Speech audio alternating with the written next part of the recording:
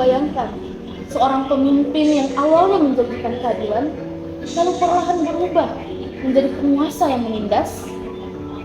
Pernahkah kalian melihat rakyat kecil yang setia justru dikorbankan demi kekuasaan? Terdengar seperti dunia nyata, bukan?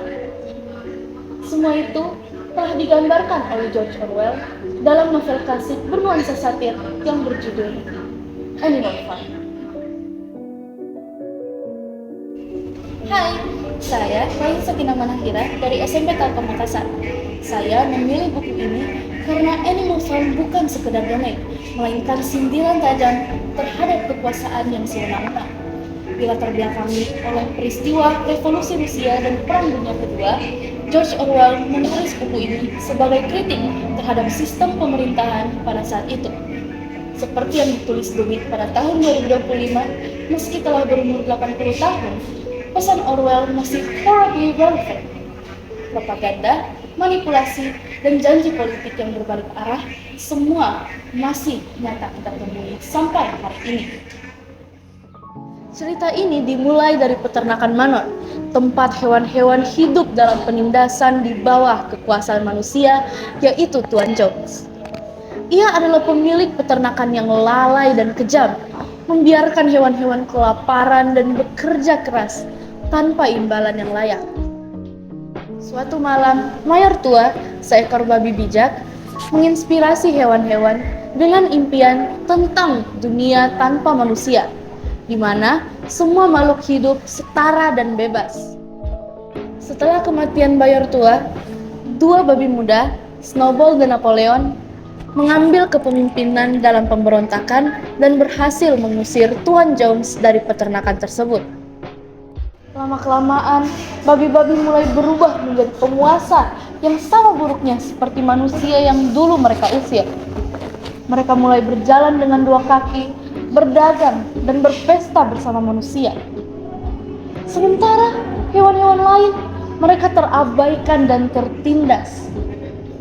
Pada akhirnya, hewan-hewan hanya bisa memandang dari jauh, dan mereka tak bisa membedakan yang mana babi dan yang mana manusia. Animal Farm bukan sekedar kisah hewan, tetapi alegori politik yang tajam. Napoleon jelas menggambarkan Stalin, Snowball mewakili Trotsky, Mayor Tua menyerupai Lenin, Boxer adalah kelas pekerja, sementara domba-domba mewakili rakyat yang apatis. Dengan simbol-simbol ini, Orwell ingin menunjukkan bagaimana kekuasaan bisa membelokkan cita-cita yang mulia menjadi penindasan.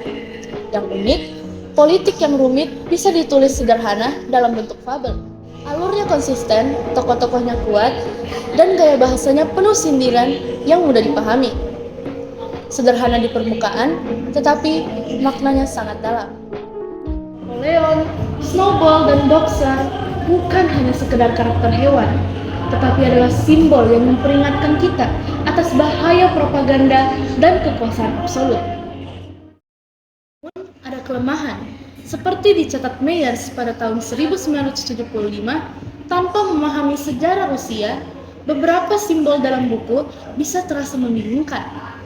Beberapa bagian juga terasa terburu-buru, dan akhir cerita memberikan kesan pesimis. Apakah masyarakat memang selalu diam?